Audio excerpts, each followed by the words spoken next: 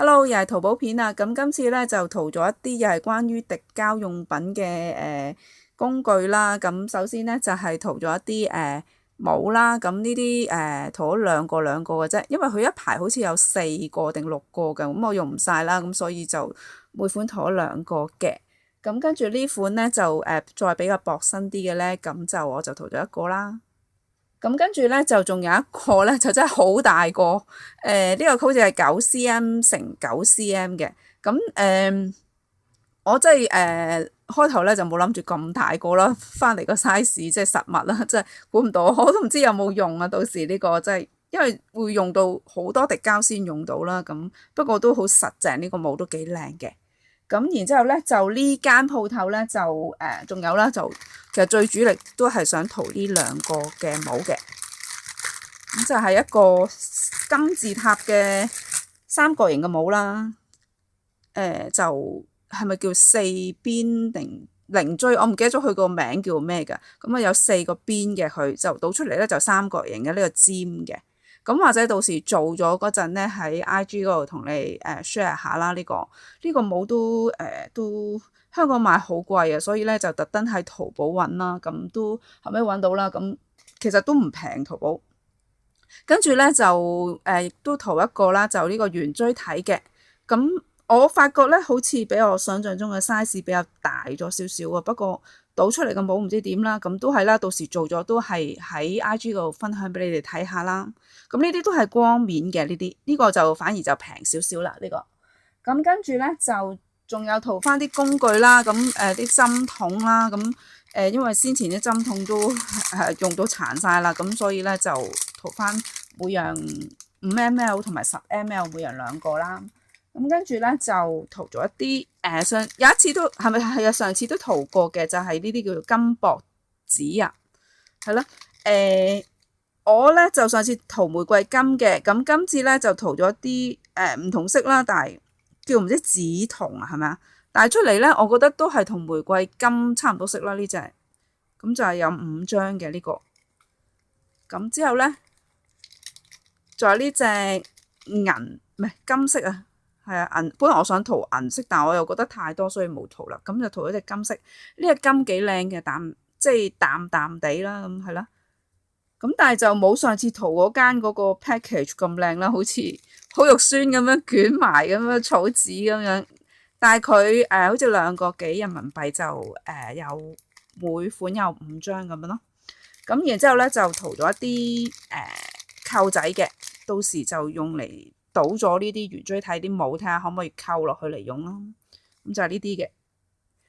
咁之後咧就呢間嘢咧就得意啦，送咗一對手套俾我啦。咁其實呢啲手套幾好用嘅，不過我就自己玩滴膠就唔中意戴手套啊，我覺得好麻煩。咁跟住咧佢就送咗一樣我幾中意嘅帽嘅禮物，就係一個戒指帽嘅。咁我自己就冇諗住去做戒指啦。咁但係如果佢送俾我嘅話，我都會嘗試去做下嘅。好，之後咧，第2間咧就係淘翻先前淘滴膠嗰間鋪頭啦，就係日清格嘅。咁我先前淘過1kg嘅超清滴膠都差唔多用晒啦，咁啊所以補翻啲啦。咁呢隻咧都係超清滴膠，我用開嗰隻嚟嘅。咁就我今次就唔係淘咗好多嘅啫，淘咗200g嘅，即係2個加埋200g啦。點解淘咁細支咧？因為今次我想試新嘢嘅。咁我就淘咗咧佢鋪頭裏邊咧嗰隻叫做飾品膠嘅。咁呢度咧就係夾埋好似大概係咪有700g？係啊，差唔多係700g嘅份量啦。咁佢呢隻飾品膠咧同呢隻嘅超清滴膠嘅分別咧就係話飾品膠咧就比超清滴膠咧就快乾1倍時間嘅。咁原先嗰隻咧就要24小時先乾透啦。咁呢隻咧就12小時咧，即係半日到就可以乾透噶啦。咁同埋佢就話強力推介啦。咁我都唔知質素即係成品出嚟會點啦，所以就買咗700ml 翻嚟試下啦。咁但係佢個份量呢原先我用嗰隻嘅就係1:2.5嘅。咁依家呢隻咧就1:1.65。到時量嗰陣咧我就覺得有啲麻煩啦。不過如果係好嘅話咧，我都可能到時全部會轉用呢隻食品膠嘅。咁我睇下會唔會係啊，滴膠片好似未拍啊。我嚟緊都會拍噶啦，咁就應該拍翻個超清滴膠嗰隻先啦。咁再到時睇下有冇機會開一條片，就同你哋一齊玩呢隻食品膠啦。咁跟住咧就買咗一啲閃粉啦，呢個透明嘅閃粉咧，白色嘅透明咧就用晒啦，所以補翻一個啦。咁跟住咧就補咗一個白色色漿啦。咁因為原先我用開嗰個乾粉彩，白色個乾粉彩咧就差唔多幫我用晒啦。咁就試一試佢個白色色漿啊，因為係個店主推介俾我，畫出嚟個顏色都好 soft 幾靚嘅。咁跟住就買咗呢啲車輪啦，係咪齒輪咯？係咯。咁我覺得我嚟倒喺滴膠裏邊嘅一個，即係擺喺帽嗰度啦。咁做一個吊嘴啊嗰啲都應該幾靚嘅。咁佢個份量都幾多啦 ，OK 我覺得。咁然之後咧就補翻上次咧有喺一間鋪頭想塗一個嗰個墊咧，嗰個直膠個墊咧，咁佢冇貨啊嘛，冇俾我。咁今次咧我就喺呢個日清格嗰度塗咗一塊白色嘅。咁啊，我特登塗細塊啲啦，咁唔需要咁大塊啦 ，OK 嘅呢個，因為都幾平，幾蚊雞嘅啫。咁之後咧就又買咗一啲砂紙啦，因為砂紙都消耗都比較快。咁啊買咗啲500毫啊，同埋買咗啲280毫啦。咁就1個半一張啦呢啲。咁之後咧佢都一如以往咧就好中意送呢啲咁嘅吸管啦，透明呢啲吸管啦。咁但係我就玩滴膠，我唔會用呢隻嘅，即係我覺得好嘥啦，唔知點算啊，一堆喺度，係咯。咁仲有呢個量杯啦，都唔會用呢啲啦，咁啊擺埋一邊睇下到時可以呢個有用就俾我用啦。之後咧就係塗咗一 pack 咧咁嘅叫做咩卡尺啊。咁啊想要好耐啦，成日淘寶咧都唔記得咗去塗嘅一樣對我嚟講好重要嘅東西啦。咁今次終於記得塗翻啦。咁咧就呢間鋪頭好似喺上海嘅，咁你睇翻下邊啲 link 啦，全部我都會放翻晒出嚟噶啦。咁呢個 package 包啲咩咧？首先咧包一個咧就我好想要嘅一個卡尺。咁啊呢個係銅色嘅。咁喂點用嘅？應該咁樣推啦。咁啊好戇居，應該向前推，我向後推咗啦。咁呢個卡尺有咩用咧？咁其實咧就愛嚟卡你嗰個厚度啊。譬如你有啲咩啦，譬如我攞支唇膏出嚟，咁咧就係卡你呢個厚，咁樣卡落去咧就知道，睇翻呢個刻度咧就知道呢個深度有幾多cm 啦。咁我有陣時咧我打磨嗰陣咧就都睇到嗰個平唔平衡啦。咁呢把都 OK 喎，我覺得幾靚。哇，德國嘅喎，真唔真啊呢個？但係唔差喎，真係都即係有少少輕輕就啲，又唔係好難推喎。OK 啊呢個啊，好中意呢個。咁跟住咧就佢呢個 package 咧就咦有2支嘅。咁呢啲係咪穿珠嗰啲針啦？好似係啊。咁跟住咧就包咗一支嘅，咦係咪暗瘡針嚟嘅？唔知佢俾我有咩用啦，要睇翻嗰個介紹先，因為我淨係個主力就係望咗呢把嘢啦。咁呢個針呢個頭咧就好似係支暗瘡嗰啲針頭咁，青黑頭啲針頭啦。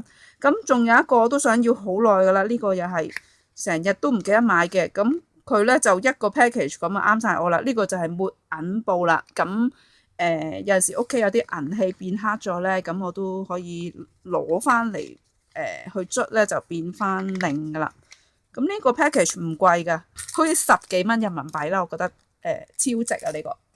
咁然之後咧我就補咗2個打磨嘅嗰個拋光器啊，係拋光條。咁就比我上次買嗰間個質素呢個就比較差少少啦，但係都可以用嘅應該係咯。咁跟住咧就買咗一個呢啲啦，呢啲就係呢個我第一次買嘅，呢個就係一啲拋光膏啊，係咪啊？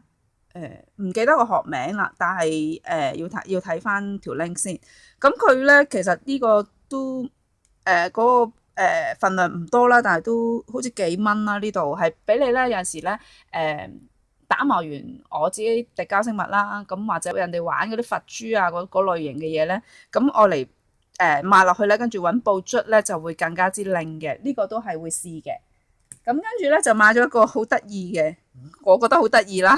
咁其實都唔係咩新鮮嘢嘅，咁就係一個水平尺咁嘅，就咁啊擺喺台面啦。咁咧呢個裏邊有啲水嘅，咁咧就會如果去到呢個橢圓形呢嚿嘢咧，就去到中間，即係代表你張台咧就係平嘅。咁如果佢係咁樣啦，即係偏咗少少咧，咁佢就即係代表你放嘅嘢咧地方咧就唔平嘅。咁啊呢個都好有用啦，我嚟量度。